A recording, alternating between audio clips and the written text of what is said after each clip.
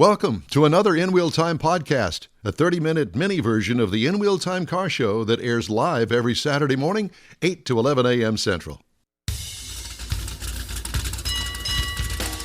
It's the In Wheel Time car talk show. Coming up, Scott Painter, CEO of Autonomy, on gas prices and EVs. Conrad will have This Week in Auto History. And we'll get you updated on the stories making car news this week. Howdy, along with Mike Out of This World Mars, that guy over there with the big thing on his arm and shoulder. Yeah, what is that? What is that? What's a six-pack of beer? You can just stop at big thing over there. Oh. So is that catheter hurt? Did he actually say that? Yes. You know what? We've got that recorded somewhere. Yeah. I'm going to. Becky's watching. Oh, boy. Becky's watching. That's perfect. Is she? Yeah, that's what she says. Damn it. Not anymore. Yep. We have King Conrad DeLong here. We also have We Need More Jeff Zekin. I'm Don Armstrong. Glad you could join us on this Saturday. My gosh, it's the last half hour of the program. Woo-hoo. We've made it. 2 more hours left. I can't believe it. Time flies when you're having a good time, huh? Yes, sir. Joining us right now is the CEO of a company called Autonomy, and his name is Scott Painter. Scott, good morning. Good morning. How are you? Very well, thank you, and thanks so much for joining us today. What is Autonomy? Autonomy is a way to get flexible access to an electric car. I think that, given everything that's going on in our world today, we believe that it is time to consider going electric, but, there's a lot to think about when you consider getting an electric car, because they tend to cost about 20 to 40% more than their internal combustion engine counterpart. So how are you helping people get into an electric when they're not too sure, or maybe they can't find something that's within their price point? Well, I think the primary focus of Autonomy is to bring the price point down, because at Autonomy, you're not buying a car. We're actually letting you effectively have a open-ended, flexible term lease to that car that doesn't require you commit to a long term. You can go month to month, and it does not affect your credit. So you're not actually getting into a car loan or a fixed term financial commitment. It does not show up on your credit report as debt, and you don't, as a result, have an interest rate. The entire thing happens on your phone. It's a lot easier. But I think the most important feature is, if you've got a little bit of anxiety about whether or not the battery life or the range anxiety or the charging infrastructure is going to be there, or you're really going to even like driving an electric car, not going ahead and committing to a 3-year lease or a purchase of the vehicle and dealing with title, registration, maintenance, repair, all of those things are handled inside of a subscription. And you can go ahead, try the car. If it doesn't work for you, or for whatever your situation is, you don't have the right charging set up, you can go ahead and return the car. Wow. So it's a subscription. It is. Okay. So the shorter the time, you said month to month versus a long term, do you pay more for a month to month versus the subscription for a longer time? Traditionally, when you go for a shorter period of time, you end up paying a little bit more, in fact, because rental costs on, for instance, our launch product is a Tesla Model 3. We're expanding into the Model Y and the full Tesla model lineup here over the next couple of months. But we launched earlier this year with the Tesla Model 3, believing that's really this generation's Prius. It is a the most mass-produced electric car in America and in the world today. We do require a 3-month commitment at a minimum. So we don't want you to think of this like a rental. We're effectively, though, $21 a day. $490 a month is our entry-level price. You pay a start fee that's like a cap cost reduction or a down payment in a traditional car loan or lease. But then you keep the car for as long as you want or as little as you want, and just go month to month. So really the cost is the big savings, whereas a rental is going to be 5 times more. A loan is going to be about 50% more. These cars are $50,000 cars. A $50,000 car loan over 3 years for most customers, it's going to cost you about $5,000 down, 10%. You're also going to have to pay tax when you buy the car. In a subscription, you do not pay sales tax when you take the car. You pay sales tax on a monthly use basis. So you'll pay $50 a month as opposed to $5,000 up front. All of this is just about giving customers more and more reasons to go electric. And what a great opportunity it is for that driver who says, do I really want an electric? They can come to you and get that, not necessarily a test drive, but get that shorter ownership experience or driver experience of 2, 3, 4, 5, 6, 8, 12 months without the commitment, the financial commitment that they would if they had to buy it. You know, one of the things we're seeing, and you're totally right, is a lot of customers who are in the wait list for a Tesla Model 3 with Tesla. The average wait list time is now between 8 and 12 months to get your own vehicle built the way that you want.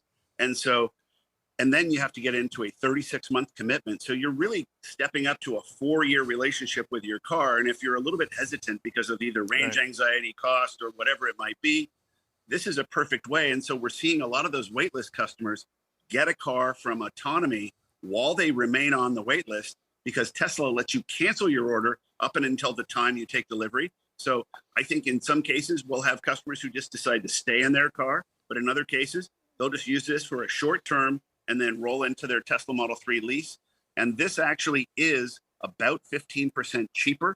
And we also allow customers to get the vehicle that might have a little bit of a different credit score.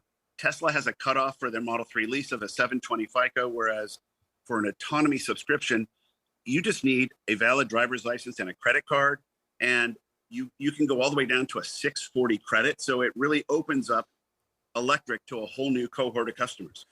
And along with that, as they get the car from Autonomy, what kind of charging system comes with it? Because if you're going to take an electric car home, you better have a way to charge it correctly. You're absolutely right. There are 3 levels of charging. Level 1 charging is what 80% of electric car customers are doing today, which is a 110 trickle charge. It comes with a car. You just plug it into an outlet. You get about 25 miles a night. If you charge it up over a couple of days, you'll be able to stay ahead of your driving. Most customers with an electric car tend to drive less. Average miles driven that we're seeing is about 25 miles a day. So level 1 charging does work. However, Tesla is way ahead of the other brands in terms of their charging infrastructure. They've built a supercharger network of DC fast chargers that can top your vehicle all the way up to 260 miles of full charge in about 15 to 20 minutes. There is a Tesla supercharger within 10 to 15 miles of everybody in Texas. So this is definitely something that they've given a lot of thought to. And because right now we are a Tesla only shop, that supercharger network is your level 3 charging backbone. We're starting to see a lot of level 2 charging, which will get you 50 to 60 miles a day, emerge at shopping malls, office centers, and apartment buildings. So there are more chances than ever before. And certainly in big cities in Texas, this is really an option. Even though, electricity prices have been going up pretty, aggressively, they haven't kept up with how fast gas prices have gone up. And so it still represents for the average consumer almost a $3,000 annual savings to go electric. That $3,000 can really be helpful. If you want to go ahead and get a home charging conversion kit, it's about $1,000 to have one of these things installed, and you can do DC fast charging at home. You can get a full charge every night. So with your relationship, or probably not a relationship with Tesla, but where are you getting your inventory? If a regular retail customer is having to wait 6 to 8, 10 months, how do you build your inventory to provide vehicles through Autonomy?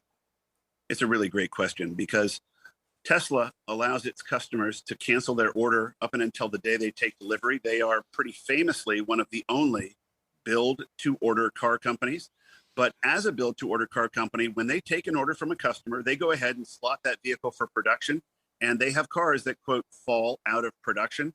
To keep their production facilities moving at maximum efficiency, they basically ignore the fact that some customers drop out of their funnel. Those cars then become available for fleet customers.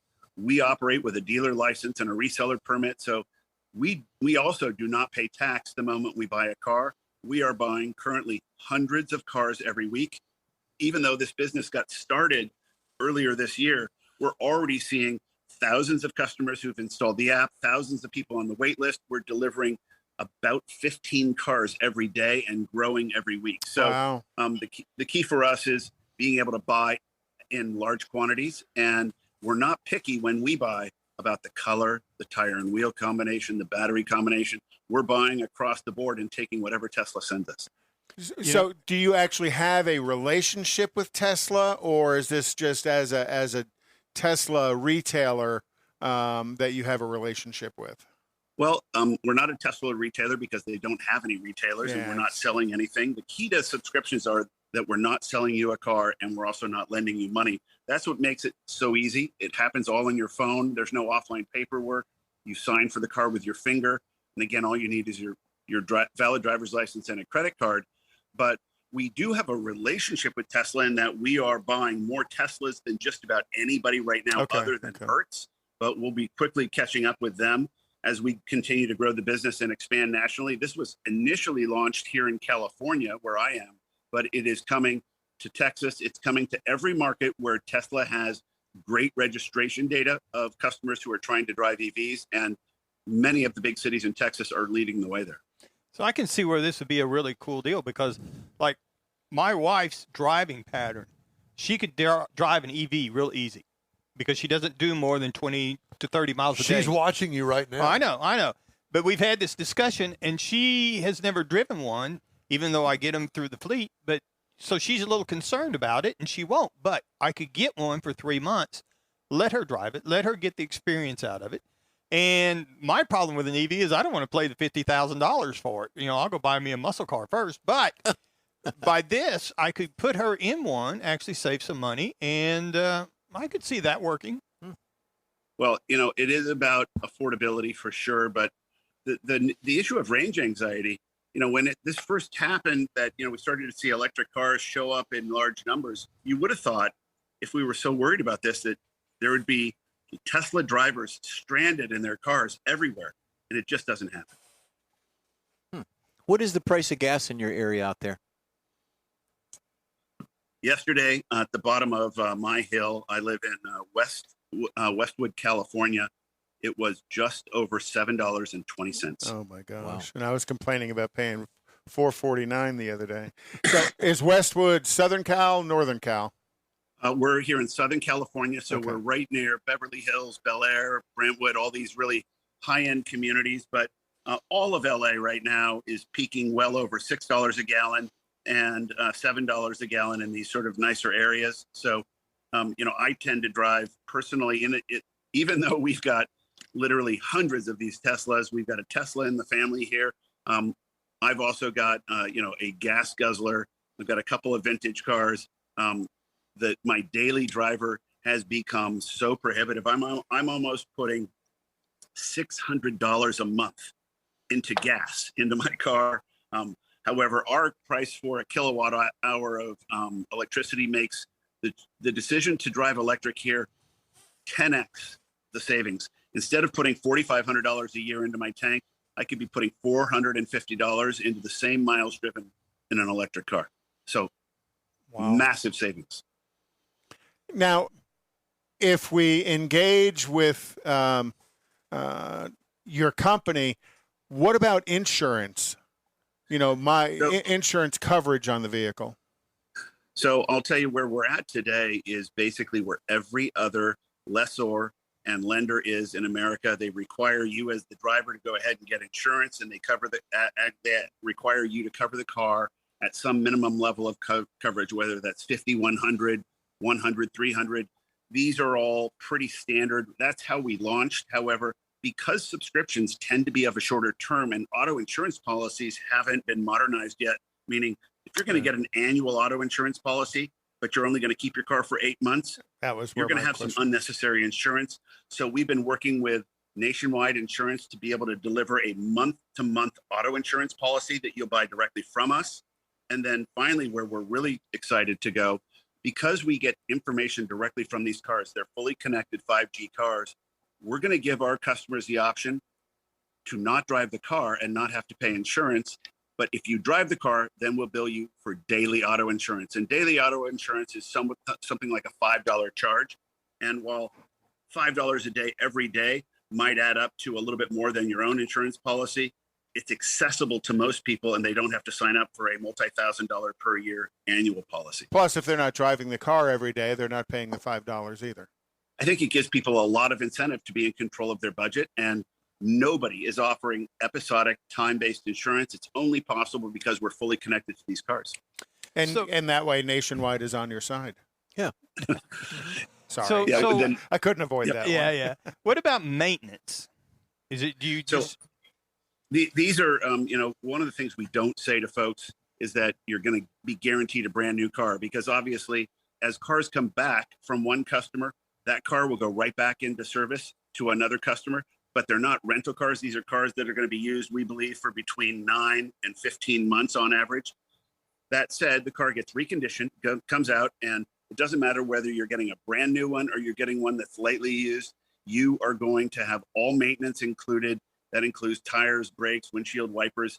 And this is the same thing that you would expect if you went to a rental car counter. You're not going to be worried about maintenance on the car. You're going to be able to just drive and rely on that car and the all-in cost. So that's where we started. Everything is included, including roadside assistance. So, Wow. but if it breaks, then I need to take it in just like I would. Well, if you're in a rent car and the rent car breaks, you have to do the same thing. They've got roadside assistance. I would assume your roadside assistance. I mean, if it's a catastrophic failure, obviously we'll come pick it up. If it is a maintenance issue, we'll tell you where to drop it off, and we'll give you the option to have somebody come pick it up if you would like. But any kind of thing that you don't have to pay for, it sort of falls into the same kind of category as a warranty service. Okay. And your reconditioning location, because you said you're somewhat based in California right now as you're expanding to different areas, how do we get the car from Autonomy? Let's say I want to subscribe, and do I have to come there to pick it up? Do you deliver it to me? How does that aspect of it work? We are right now operating 2 different ways to get the car, and we're really experimenting here in California, because as we expand into other markets, getting a car into a subscription is somewhat like picking up the car from the valet. You just need to verify that the car isn't damaged.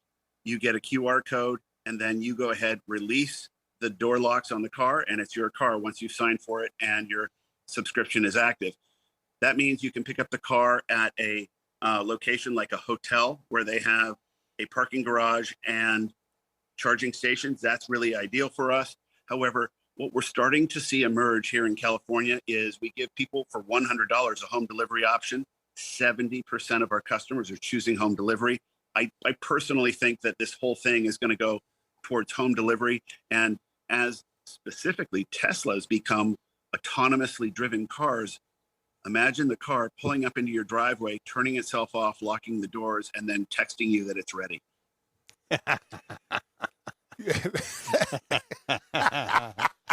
That's genius. We were talking earlier about the GM and their cruise program of autonomous taxis, basically, that are running in San Francisco. I would assume.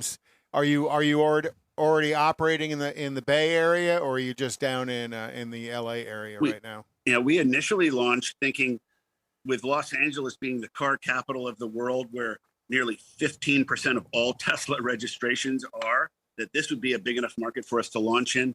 Quite literally, within days of our launch, almost half of our orders came from the San Francisco Bay Area. Of course. And the reason for that tends to be that the Bay Area is famously known as an early adopter market for new tech. Right. And whereas Southern California is much more car-centric, it's a great electric car market. Up north, this is such a novel idea. Getting a car entirely on your phone, zero negotiation, zero paperwork. This is identical to how one would rent a scooter. You scan your driver's license, you scan your credit card, and you're done. So if I am a subscriber to Autonomy and I'm driving a car, do I ultimately take that car home, or do I leave it parked in a common area and I'm moving in and out of different cars over my subscription? Yeah, this is not car sharing. Okay. This is your car, and you get all the benefits of ownership. You get to take the car where you want, do what you want with this. We believe that this is just a different financial contract for getting you your car, but this is what modern ownership is going to look like. I think it's also consistent with everything else we do in modern life. We subscribe to our movies, we subscribe to our cell phones, our minutes. All of our content comes in the same form of a subscription. I think ownership is quite unnecessary, especially in a typically depreciating asset. The idea of borrowing money at a high interest rate to finance a depreciating asset. I've got 4 kids. That is just not good financial advice. Is there like a mileage limit on it, like you would get with a regular lease? Yeah, so what we do offer is 12,000 miles a year, 1,000 miles a month. But if you want to drive more miles, you can do that, and you just pay for additional miles. What we do, however, requires that you do not use your autonomy subscription for gig economy and rideshare work. Huh. What celebrities do you have on board with you? Since you're in, you're in the nest. I know of all the celebrities we have on board, and I don't have permission to mention any of them because I don't want to get ahead of that. But I know that this is going to become a bigger and bigger issue because as these things tend to become very trendy and popular, you want to be able to tell everybody who's driving these cars.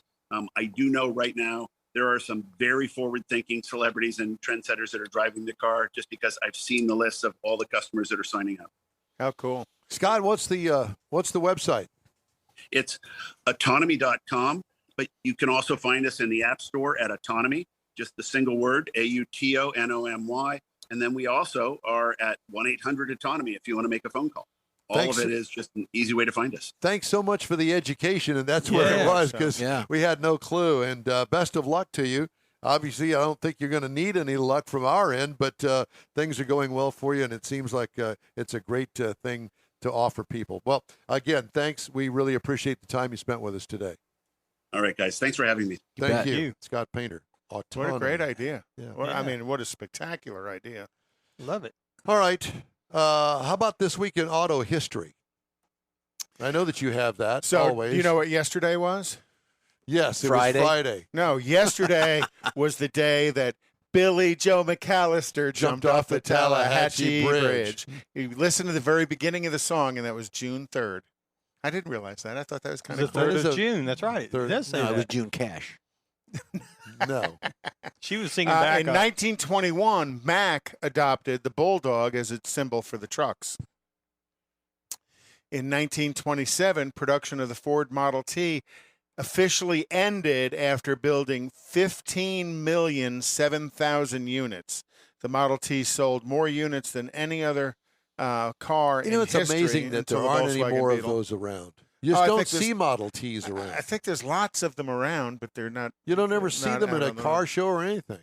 Well, I don't know that I want to drive one, but No, but I mean, for You a used car to that see them in parades and stuff. for though. a You car don't- that was not that anymore. popular, and they sold so many of them. Well, you don't take them out because they're so fragile. And then in 1930, the Chrysler Building was completed in New York City. And at that time, it was the tallest building in New York City, tallest building in the world. And then shortly after that, a few years after that, the Empire State Building. And the funny thing is, you ever been to New York and seen the proximity? The two of them are actually quite close to each other. Right. The Chrysler Building is stunningly beautiful with all that stainless steel Art Deco work on top of it. It's really, really quite a piece of art. In 1932, the first gasoline tax was levied by the U.S. Congress, and it was enacted as part of the Revenue Act of 1932. Those darn revenuers. Yeah, revenues. Congress placed a tax of 1 cent per gallon on gasoline in 1932. And now Congress has 18.4 cents per gallon nationally, as a federal tax, and Texas takes 20 cents per gallon as a state tax. In 1933, But we don't pay income tax here. I know, but Texas is low at 20 cents a gallon. California is double that. New York's double that. In 1933, eager motorists parked their automobiles on the grounds of the Park-In Theaters, the first ever drive-in movie theater located on Crescent Boulevard in Camden, New Jersey. Park-In Theater term eventually changed to drive-in theater later on. Park-In theater. Park-In Theater. In 1934, Bonnie and Clyde were shot to death in their Ford V8.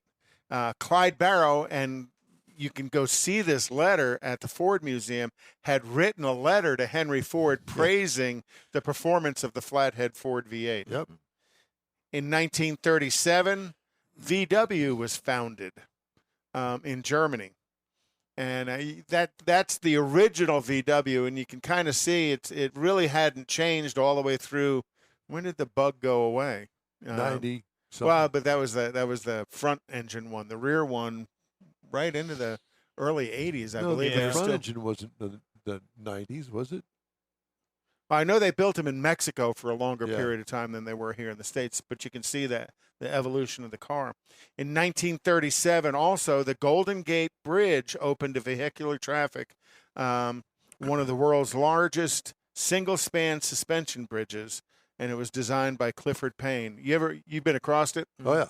What a stunningly beautiful piece of art that is. Tires going because you're across it. driving over that Grate. open grate. Yeah.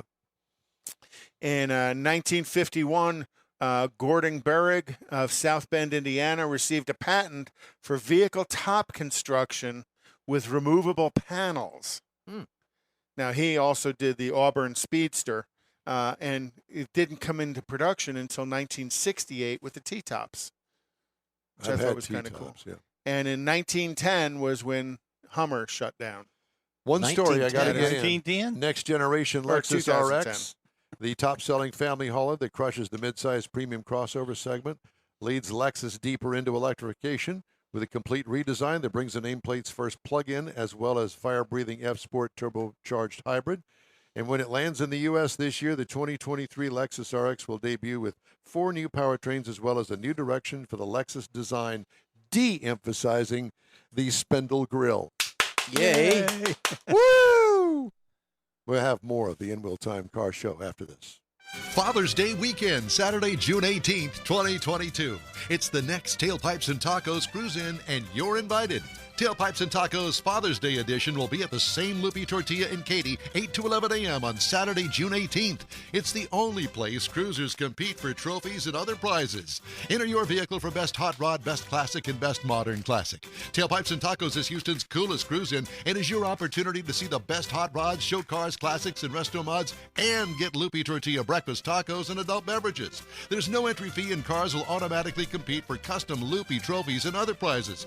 It all happens at the Loopy Tortilla Tex-Mex in Katy on the Grand Parkway at Kingsland Boulevard, just south of I-10. Kick off summer with Tailpipes and Tacos Father's Day edition, Saturday, June 18th. The In Real Time Car Talk Show will be there too. Celebrate Father's Day, the start of summer, and the return of Tailpipes and Tacos. Saturday morning, June 18th, 8 to 11. We'll see you then, weather permitting. Want to take a minute to tell you about Gulf Coast Auto Shield, a Houston detail company like no other. Gulf Coast Auto Shield offers paint correction services that'll give your car, truck, or SUV a like-new shine. Afterwards, you'll want to protect it with a professionally installed nano-ceramic coating or protection film. Worried about your very expensive windshield getting damaged, broken, or cracked? Let Gulf Coast Auto Shield install Exo Shield, a windshield protection film. Give John Gray a call today or check out their website, gcautoshield.com. Hey, whether you own a new, ultra-expensive, exotic, or a 5-year-old Suburban, Gulf Coast Auto Shield will help keep your investment looking like the day it rolled off the assembly line. Gulf Coast Auto Shield is conveniently located on the South Sam Houston Parkway, just south of I-69, the Southwest Freeway. Meet the staff and check out all of their services online right now at gcautoshield.com. The In-Wheel Time Car Talk Show is now part of the iHeart family. Now you'll have access to 24/7 Car Talk anytime you need a fix. Just download the iHeart Radio app and ask for In-Wheel Time Car Talk, and there we are. Be sure to save us in your iHeart library for instant access. No matter where you are, you have the best Car Talk Show right on your PC, laptop, or mobile device and never have to worry about finding us again. Of course, you can always get access to our video and audio streams via InWheelTime.com and your favorite podcast channel, and all of this is free to you. From the iHeartRadio app, you'll not only hear our Saturday morning live show, but the best shows of the past, updated weekly. Never miss a minute of up-to-date new car reviews, pre-owned reviews, Conrad's Car Clinic, informative interviews, automotive news, and the most fun car talk show on the planet. Just download the iHeartRadio app, search for In-Wheel Time Car Talk, save it to your library, and with a tap of the icon, you'll be in touch with your favorite Car Talk team. In-Wheel Time Car Talk, streaming now on iHeart.com/In-Wheel Time Car Talk. Well, you know what that sound means. It's time to say goodbye. Goodbye. That's a wrap for this week's In-Wheel Time Car Talk Show. When you're on our Facebook page, please give us a like, tell your friends about us, and share our junk if you would, please. You'll get Conrad's Unicorn Hunting features, along with all things automotive, all week long. including new car reviews, upcoming events, cruise-ins, racing events, and other goodies. You can find the In Wheel Time Car Talk Show 24/7 on the iHeartRadio app. In Wheel Time can also be heard live on Facebook, YouTube, and InWheelTime.com every Saturday, 8 to 11 Central. 30-minute podcasts are available from your favorite podcast provider 7 days a week. The In Wheel Time Chief Engineer is David Ainsley. Our Marketing Advertising Manager and Video Technical Director is We Need More, Jeff Zekin. For booking agent and podcast editor Mike Bars and his royalty king Conrad DeLong, I'm Don Armstrong. Today's In Wheel Time was produced by the hot chick lifeguard at the neighborhood pool. All right. Be sure to join us again for our next live In Wheel Time Car Talk Show next Saturday from the Lone Star Street Rod Association. State run. June Granbury. 11th, 2022, starting at 8 a.m. Central on all these In Wheel Time Car Talk outlets. Right here on the Smoke and Mirrors Network. So long for now.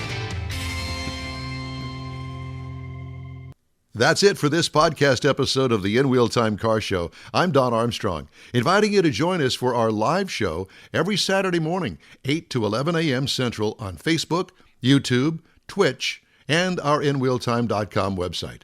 Podcasts are available on Apple Podcasts, Spotify, Stitcher, iHeart Podcast, Podcast Addict, TuneIn, Pandora, and Amazon Music.